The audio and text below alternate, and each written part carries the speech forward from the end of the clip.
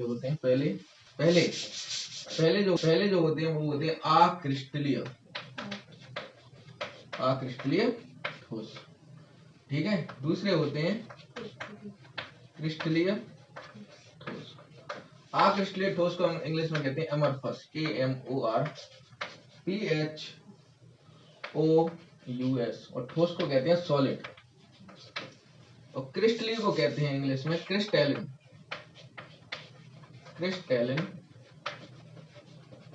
Solids. तो ठोस basically संरचना के आधार पर दो प्रकार के होते हैं, क्रिस्टलीय व अक्रिस्टलीय ठोस।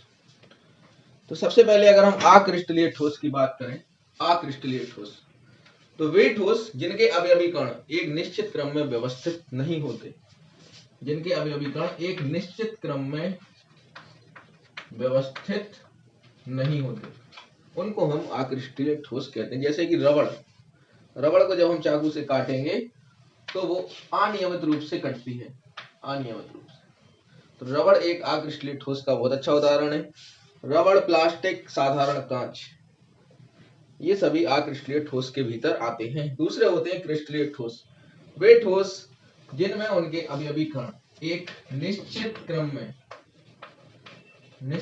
में व्यवस्थित होते हैं, उन्हें हम कहते हैं क्रिस्टलीय ठोस। उदाहरण में नमक NaCl, सिलिका SiO2, तांबा, हीरा, गंधक तथा बर्फ।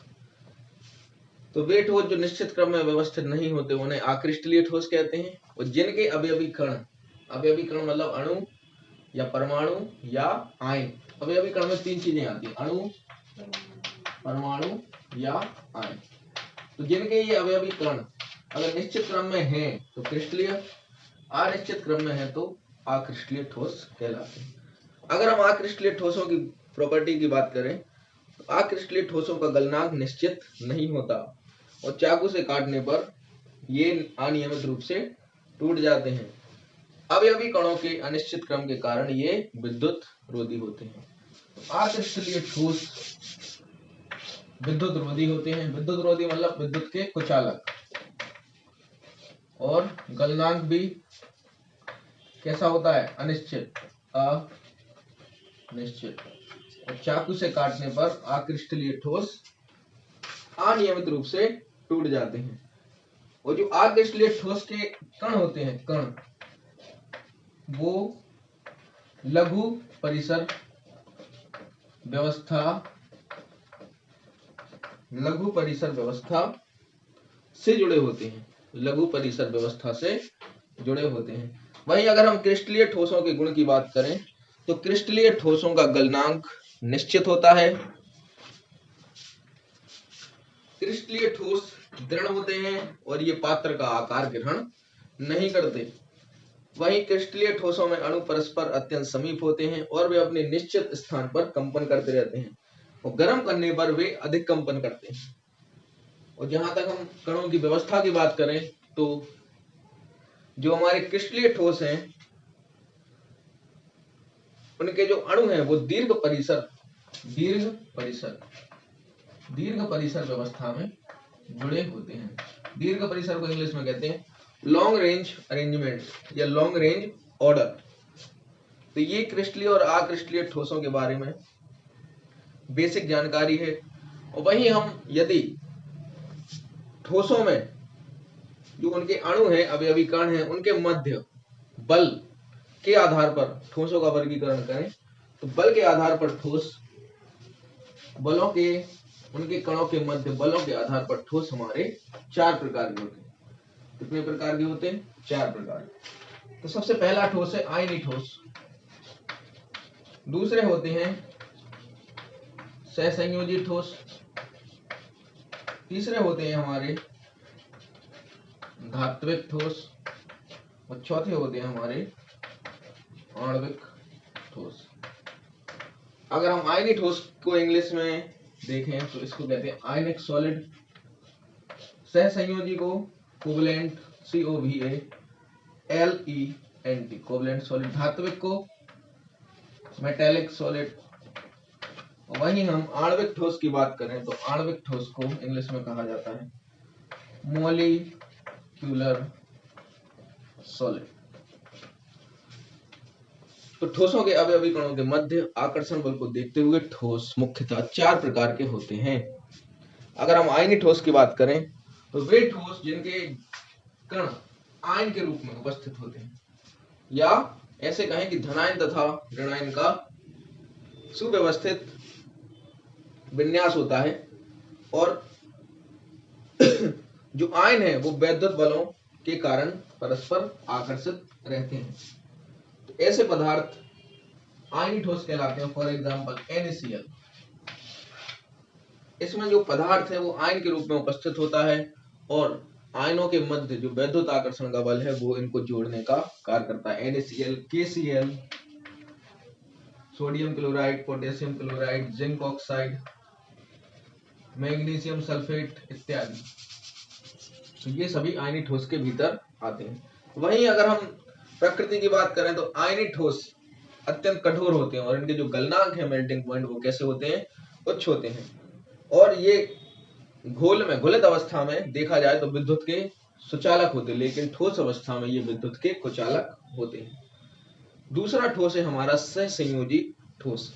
तो जो सहसंयोजी ठोस होते हैं उनमें अवयवी कण परमाणु होते हैं। क्या होते हैं? परमाणु।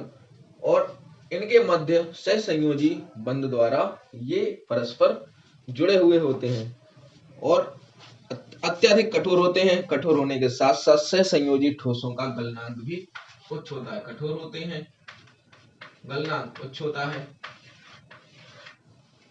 वहीं उदाहरण की बात करें तो सहसंयोजी ठोस के भीतर हीरा, सिलिकॉन, सिलिकॉन कार्बाइड इत्यादि पदार्थ, इत्यादि ठोस इस कैटेगरी के भीतर आते हैं।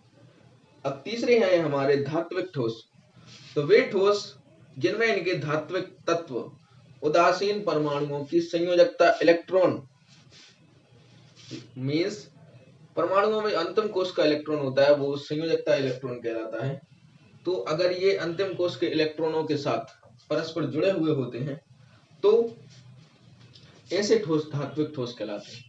और आपको बताएं कि इस प्रकार की संरचना में जो हमारा परमाणु है उसमें फ्री इलेक्ट्रॉन की संख्या अधिक होती है, और जो फ्री इलेक्ट्रॉन है वो पूरे के पूरे क्रिस्टल में स्वतंत्र रूप से गमन करते हैं, जिस कारण जो धात्विक ठोस हैं वो विद्युत के बहुत अच्छे सुचालक होते हैं, और उनकी चालकता, वैद्युत चालकता भी और अधिक होती है।